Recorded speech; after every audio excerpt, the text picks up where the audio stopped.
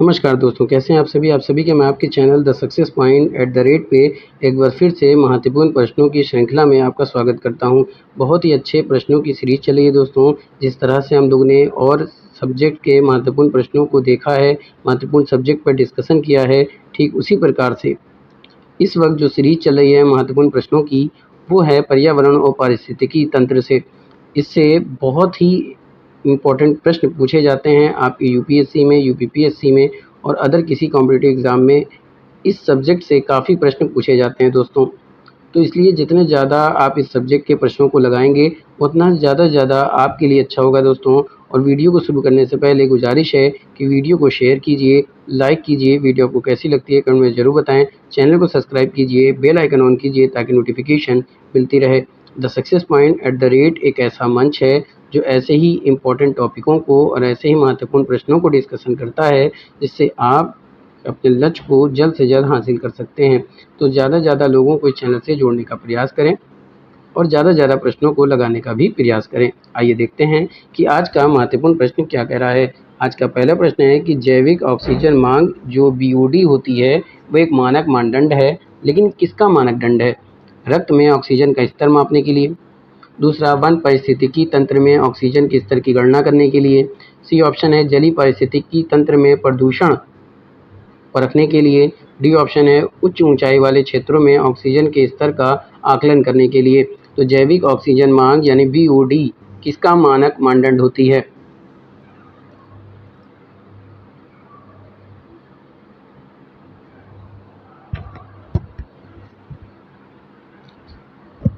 तो दोस्तों, जो बीओडी होती है यानी जैविक ऑक्सीजन मांग, इसमें दोस्तों यानी बायो ऑक्सीजन डिमांड यानी बीओडी का फुल फॉर्म होता है। और ये किसका मानदंड होता है? तो जलीय पारिस्थितिकी तंत्र में प्रदूषण को परखने का मानदंड होता है। तो ऑप्शन सी राइट हो जाएगा। तो C is the right answer for this question. अगले प्रश्न की तरफ मूव करते हैं। अगला प्रश्न है, निम्नलिखित कथनों पर विचार कीजिए। पहला कथन है कि अल्पकालिक जलवायु प्रदूषकों को कम करने के लिए जलवायु और स्वच्छ वायु गठबंधन CCAC G20 देशों के समूह की एक अनूठी पहल है। दूसरा कथन है कि CCAC मीथेन, ब्लैक कार्बन और हाइड्रोक्लोरोफ्लोरोकार्बन पर ध्यान केंद्रित करता है। तो इसमें से कौन सा कथन सही है? पहला सही है, केवल दूसरा सही है, पहला दूसरा दोनों सही है, या फिर पहला दूसरा दोनों ही सही नहीं है? तो फटाफट से उत्तर दीजिए कि निम्नलिखित में से कौन सा कथन सही है।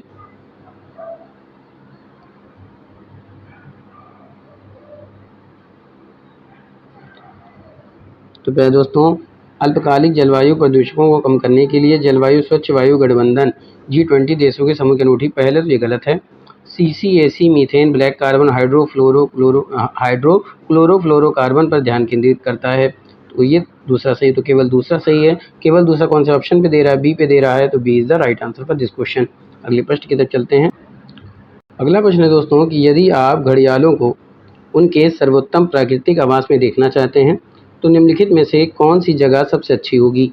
पहला ऑप्शन है भीतरकनिका मैंग्रोव, दूसरा चंबल नदी, तीसरा है पुलिकट झील और डी ऑप्शन है दीपोर बील। तो फटाफट से उत्तर दीजिए कि यदि आप घड़ियालों को उनके सर्वोत्तम प्राकृतिक आवास में देखना चाहते हैं, तो निम्नलिखित में से कौन सी जगह सबसे अच्छी मानी जाएगी?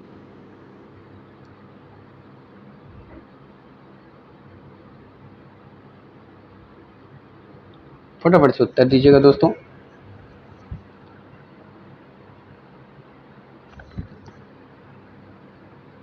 वीडियो को शेयर करते रहिए, क्योंकि काफ़ी मेहनत के साथ वीडियो को तैयार किया जाता है दोस्तों। अगर आप ऑनलाइन प्रश्नों को देखना चाहते हैं या किसी टॉपिक का डिस्कशन देखना चाहते हैं, डिस्कशन करना चाहते हैं, महत्वपूर्ण सब्जेक्ट पर अध्ययन करना चाहते हैं, तो आप प्लेलिस्ट में जाकर के देख सकते हैं। हर सब्जेक्ट की अलग प्लेलिस्ट बनाई गई है। तो यदि आप घड़ियालों को उनके सर्वोत्तम प्राकृतिक आवास में देखना चाहते हैं, तो कौन सी जगह सबसे अच्छी मानी जाती है? तो चंबल नदी सबसे अच्छी मानी जाती है। तो ऑप्शन आपका बी राइट हो जाएगा। तो B is the right answer for this question. अगले प्रश्न की तरफ चलते हैं। अगला जो प्रश्न है वो है एम स्ट्रिप्स शब्द कभी कभी समाचारों में देखा जाता है, तो किस संदर्भ में इसको समाचार में देखा जाता है, यानी किस संदर्भ में इस शब्द का प्रयोग किया जाता है? वन्य जीवों के बंदी प्रजनन के लिए, बाग जलाशयों के रखरखाव के लिए, स्वदेशी उपग्रह नेविगेशन प्रणाली के लिए, या फिर राष्ट्रीय राजमार्गों की सुरक्षा के लिए? तो एम स्ट्रिप शब्द कभी कभी किस संदर्भ में समाचारों में देखा जाता है?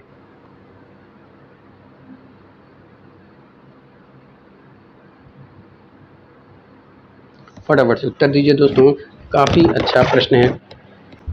अगले प्रश्न क्या है दोस्तों कि कभी कभी जो एम स्ट्रिप शब्द है वो समाचारों में देखा जाता है, तो किसके संदर्भ में देखा जाता है? तो ये देखा जाता है बाग जलाशयों के रखरखाव के संबंध में। तो ऑप्शन आपका बी राइट हो जाएगा, तो B is the right answer for this question. अगले प्रश्न की तरफ चलते हैं दोस्तों।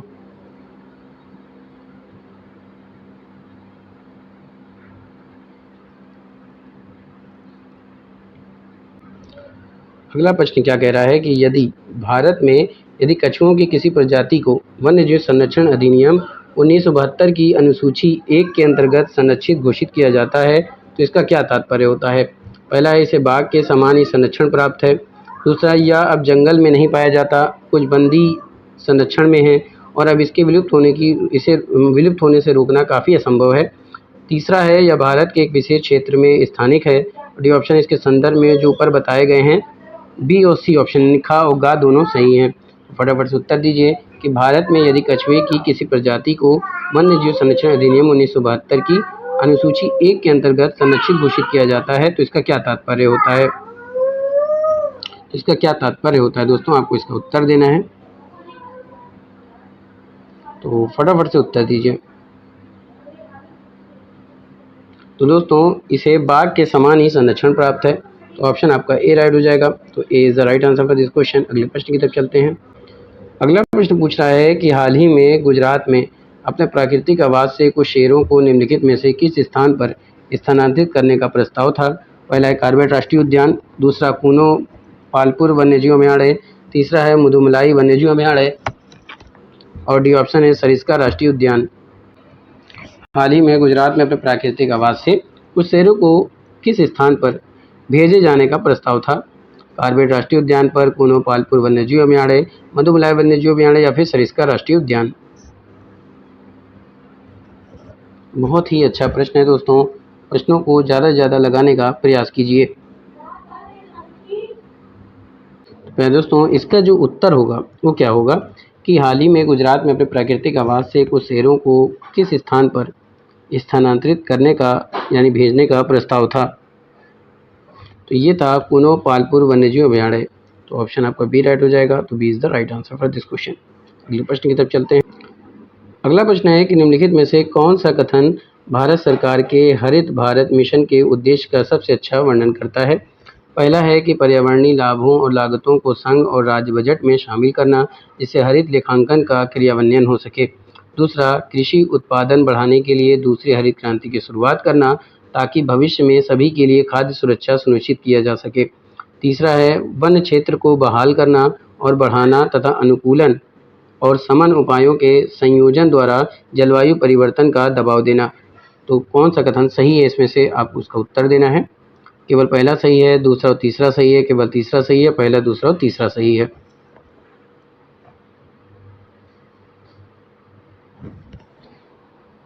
भारत सरकार के हरित भारत मिशन के उद्देश्य का सबसे सही वर्णन कौन सा उद्देश्य है, जो कौन सा कथन है जो हरित भारत मिशन के उद्देश्य का सही वर्णन करता है? तो दोस्तों, पर्यावरणीय लाभों लागतों को संघ और राज्य बजट में शामिल करना, जिससे हरित लेखांकन का क्रियान्वयन हो सके, तो ये कथन गलत हो जाएगा।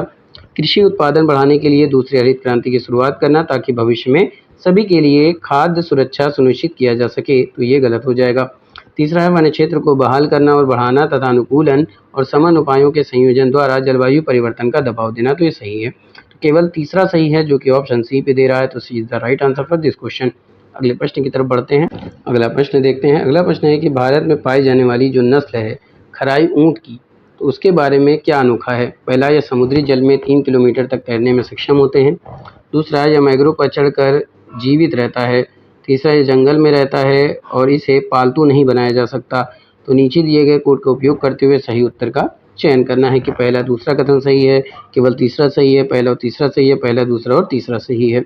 तो भारत में पाई जाने वाली जो नस्ल है खराई ऊँट के बारे में क्या अनोखा है?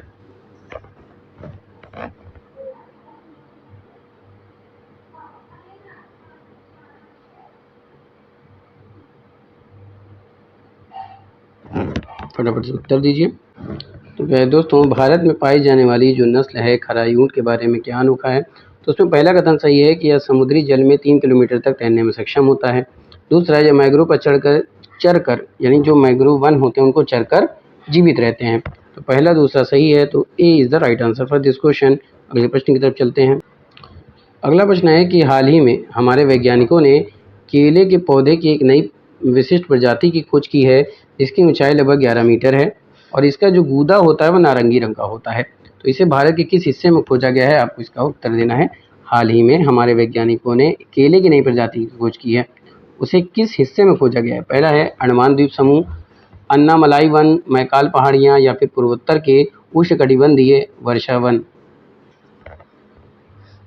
मैं दोस्तों, जिस नई केले की प्रजाति की खोज की गई है और उसका जो गूदा होता है नारंगी रंग का होता है और इसे किस हिस्से में खोजा गया है, तो इसे खोजा गया है अंडमान द्वीप समूह में। तो ऑप्शन आपका ए राइट हो जाएगा। तो A is the right answer for this question. अगले प्रश्न की तरफ चलते हैं। अगला प्रश्न है कि पारिस्थितिकी तंत्र और जैव विविधता का जो अर्थशास्त्र है TEB नामक पहल के संदर्भ में निम्नलिखित में से कौन सा कथन सही है? पहला है, यह UNEP, IMF और विश्व आर्थिक मंच द्वारा आयोजित एक पहल है। यह एक वैश्विक पहल है जो जैव विविधता के आर्थिक लाभों की ओर ध्यान आकर्षित करने पर केंद्रित है। यह एक ऐसा दृष्टिकोण प्रस्तुत करता है जो निर्णयकर्ताओं और पारिस्थितिक तंत्र और जैव विविधता के मूल को पहचानने, प्रदर्शित करने और समझने में मदद करता है। तो इसमें से कौन सा कथन आपका सही है, आपको उसका उत्तर देना है। तो फटाफट से उत्तर।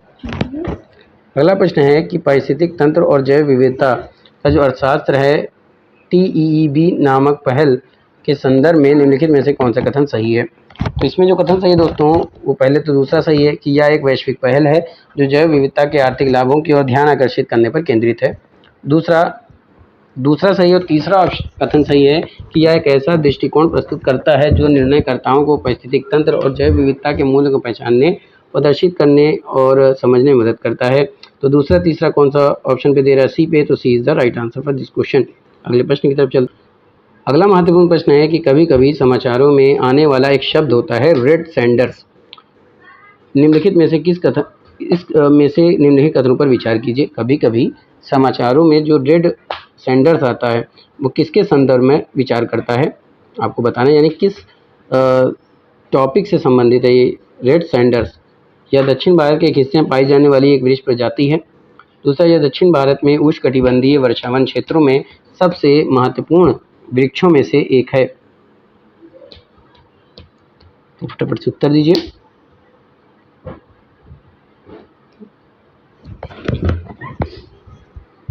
तो दोस्तों, अगर बात की जाए तो यह दक्षिण भारत के एक हिस्से में पाई जाने वाली प्रजाति है। तो केवल पहला सही है। तो A is the right answer for this question. आगे चलते हैं। अगला प्रश्न है कि निम्नलिखित में से कौन सा कथन सही है? UNREDD कार्यक्रम का उचित डिजाइन और प्रभावी कार्यान्वयन इसमें महत्वपूर्ण योगदान दे सकता है। जैव विविधता का संरक्षण, वन पारिस्थितिक तंत्र का लचीलापन और गरीबी घटाना, ये सभी महत्वपूर्ण योगदान दे सकते हैं। तो आपको बताना इसमें से कौन दे सकता है।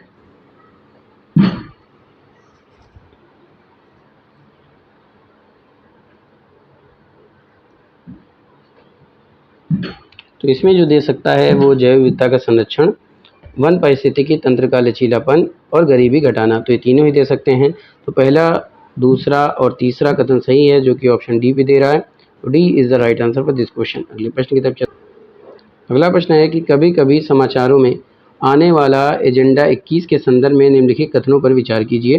पहला है, सतत विकास के लिए एक वैश्विक कार्य योजना है।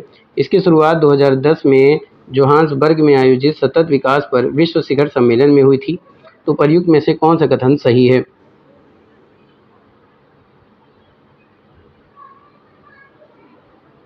तो दोस्तों, इसमें केवल पहला सही है कि यह सतत विकास के लिए एक वैश्विक कार्य योजना है।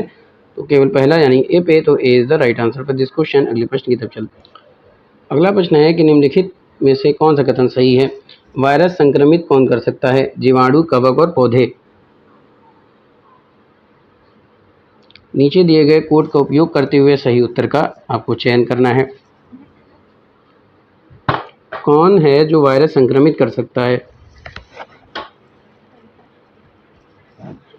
जीवाणु, कवक, पौधे। तो दोस्तों, अगर वायरस संक्रमित करने की बात की जाए तो जीवाणु, कवक और पौधे, ये तीनों ही वायरस को संक्रमित कर सकते हैं। तो ऑप्शन आपका डी राइट हो जाएगा। तो D is the right answer for this question. अगले प्रश्न की तरफ चलते हैं। अगला प्रश्न है कि हमारे देश के शहरों में वायु गुणवत्ता सूचकांक के मूल्य की गणना में सामान्यतः निम्नलिखित में से किन वायुमंडलीय गैसों को ध्यान में रखा जाता है? पहला है carbon dioxide, carbon monoxide, nitrogen dioxide, sulphur dioxide या फिर मीथेन।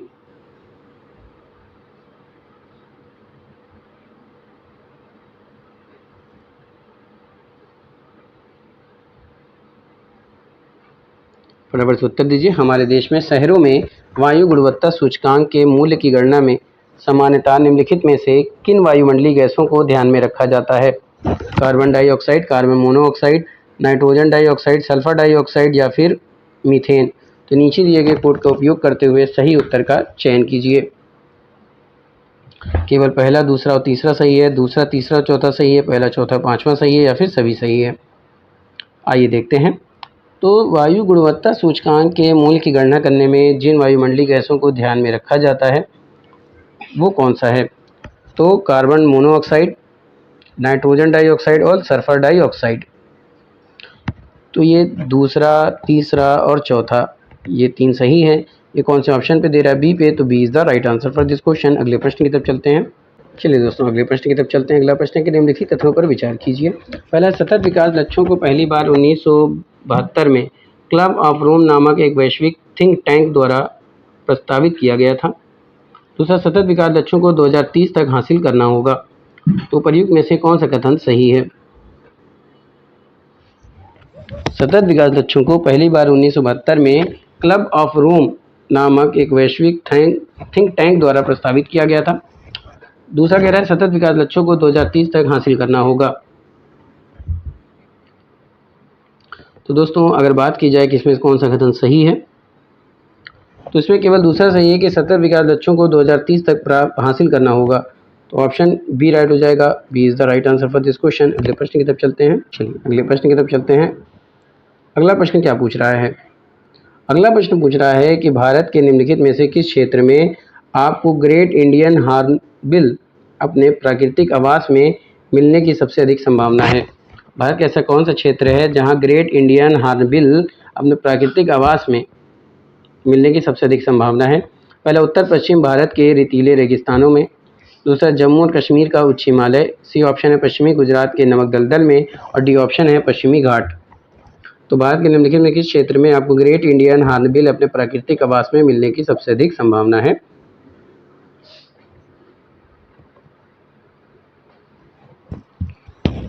तो इनके जहां मिलने की संभावना होती है दोस्तों, वो कहाँ होती है? तो उनकी होती है पश्चिमी घाट। तो ऑप्शन आपका डी राइट हो जाएगा। तो D is the right answer for this question. अगले प्रश्न की तरफ चलते हैं। अगला जो प्रश्न है वो है, हाल ही में हमारे देश में पहली बार निम्नलिखित में से किस राज्य ने एक विशेष तितली को राज्य तितली घोषित किया है? बहुत इंपॉर्टेंट प्रश्न है। हाल ही में हमारे देश में पहली बार निम्नलिखित में से किस राज्य ने एक विशेष तितली को राज्य तितली घोषित किया है? पहला है अरुणाचल प्रदेश, दूसरा हिमाचल प्रदेश, तीसरा कर्नाटक और डी ऑप्शन है महाराष्ट्र।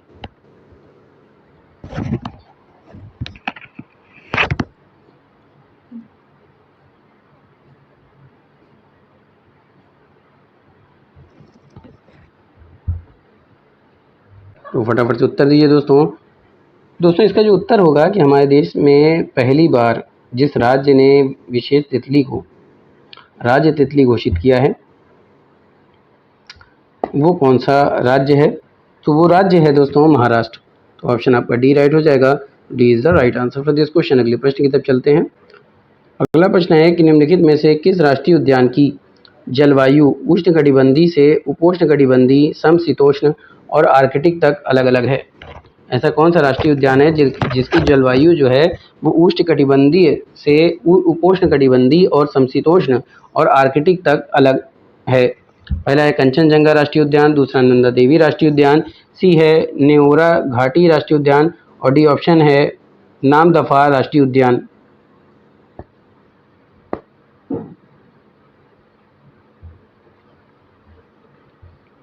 किस राष्ट्रीय उद्यान की जलवायु उष्णकटिबंधीय से उपोष्णकटिबंधीय, समशीतोष्ण और आर्कटिक तक अलग है? आपके ऑप्शन थे कंचनजंगा राष्ट्रीय उद्यान, नंदा देवी राष्ट्रीय उद्यान, नेरोरा घाटी राष्ट्रीय उद्यान, नामदफा राष्ट्रीय उद्यान।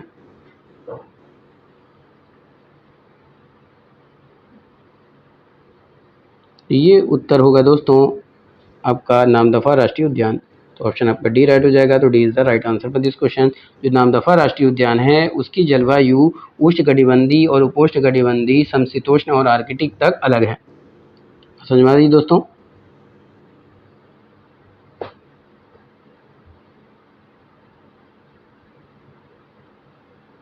चलिए आगे के प्रश्न की तरफ चलते हैं।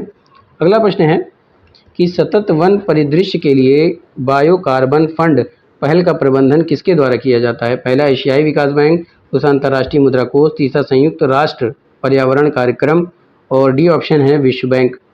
तो सतत वन परिदृश्य के लिए बायो कार्बन फंड पहल का प्रबंधन किसके द्वारा किया जाता है?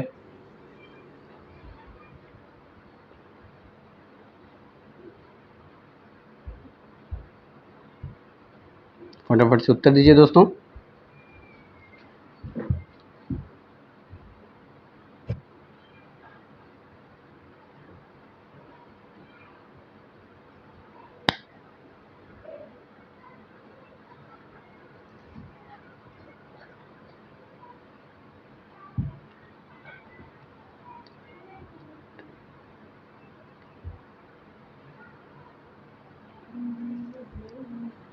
फटाफट से उत्तर दीजिए कि सतत वन परिदृश्य के लिए बायो कार्बन फंड पहल का प्रबंधन किसके द्वारा किया जाता है? फटाफट से उत्तर दीजिए दोस्तों। इसका जो उत्तर होगा वो होगा एशियाई विकास बैंक। तो ऑप्शन आपका ए राइट हो जाएगा। तो A is the right answer for this question. अगले प्रश्न की तरफ चलते हैं। अगला महत्वपूर्ण प्रश्न क्या है कि निम्नलिखित कथनों पर विचार कीजिए। पहला है, वर्ष भर 30 डिग्री उत्तरी अक्षांश और 60 डिग्री दक्षिण अक्षांश के बीच चलने वाली हवाओं को पश्चिमी हवाएं कहते हैं। दूसरा कथन है, भारत के उत्तर पश्चिमी क्षेत्र में शीतकालीन वर्षा का जो कारण होता है उसके बनने वाली या उससे बनने वाली आर्द्र वायु राशियां पश्चिमी पवनों का हिस्सा होती हैं। उपर्युक्त में से कौन सा कथन सही है? तो दोस्तों अगर बात की जाए तो वर्ष भर 30 डिग्री उत्तरी अक्षांश और 60 डिग्री दक्षिणी अक्षांश के बीच चलने वाली जो हवाएं हैं उसे पश्चिमी हवाएं कहते हैं। बिल्कुल सही है। दूसरा, भारत के उत्तर पश्चिमी क्षेत्र में शीतकालीन वर्षा का कारण बनने वाली आर्द्र वायु राशियां पश्चिमी पवनों का हिस्सा हैं। तो ये गलत हो जाएगा। केवल पहला सही है। ये ऑप्शन ए पे दे रहा है। तो A is the right answer for this question. अगले प्रश्न की तरफ चलते हैं। यह सरकारों, व्यवसायों, नागरिक समाज और स्वदेशी लोगों की वैश्विक साझेदारी है। यह विश्वविद्यालय व्यक्तिगत वैज्ञानिकों और वैज्ञानिक वानिकी अनुसंधान में शामिल संस्थानों को टिकाऊ वन प्रबंधन के लिए पर्यावरण अनुकूल और जलवायु अनुकूलन प्रौद्योगिकियों को विकसित करने के लिए वित्तीय सहायता प्रदान करता है। तीसरा, यह देशों को उनके ऋण यानी वन विनाश और वन विनाश से उत्सर्जन में कमी प्रयासों में वित्तीय और तकनीकी सहायता प्रदान करके सहायता करता है। तो इनमें से कौन सा कथन सही है? आपको उसका उत्तर देना है।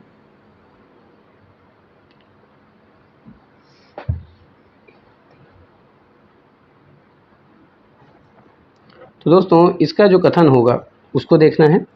तो पहला सही है और तीसरा सही है। तो पहला और तीसरा कौन से ऑप्शन पे दे रहा है? सी पे। तो C is the right answer for this question. अगले प्रश्न की तरफ चलते हैं। अगला प्रश्न है दोस्तों कि वर्ल्ड लाइफ इंटरनेशनल नामक संगठन के संदर्भ में निम्नलिखित में से कौन सा कथन सही है? पहला है, संरक्षण संगठनों की एक वैश्विक साझेदारी है। जैव विविधता हॉटस्पॉट की अवधारणा इसी संगठन से उत्पन्न हुई है। यह महत्वपूर्ण पक्षी और जैव विविधता क्षेत्रों के रूप में ज्ञात उल्लेखित स्थलों की पहचान करता है। तो नीचे दिए गए कूट का चयन करते हुए सही उत्तर का चयन कीजिए।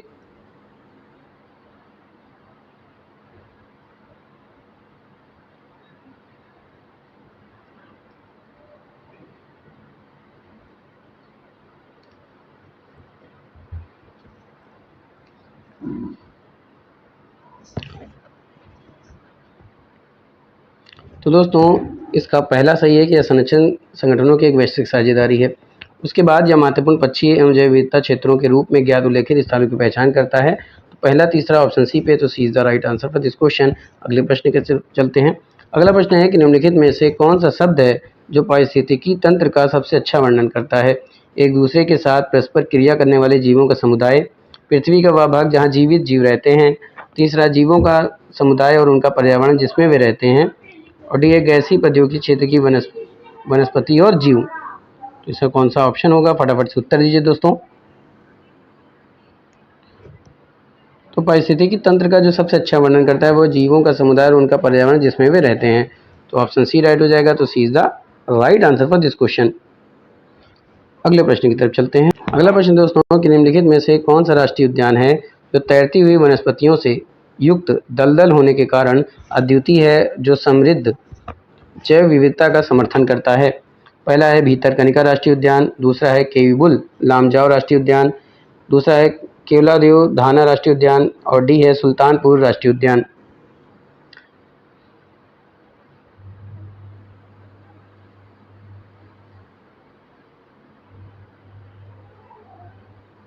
तो दोस्तों अगर बात की जाए कि कौन सा राष्ट्रीय उद्यान है जो तैरती हुई वनस्पतियों से युक्त दलदल होने के कारण अद्वितीय है और जो समृद्ध जैव विविधता का समर्थन करता है, तो ये होगा दोस्तों केयूबुल लामजाओ राष्ट्रीय उद्यान, जो कि ऑप्शन बी पे दे रहा है। B is the right answer for this question.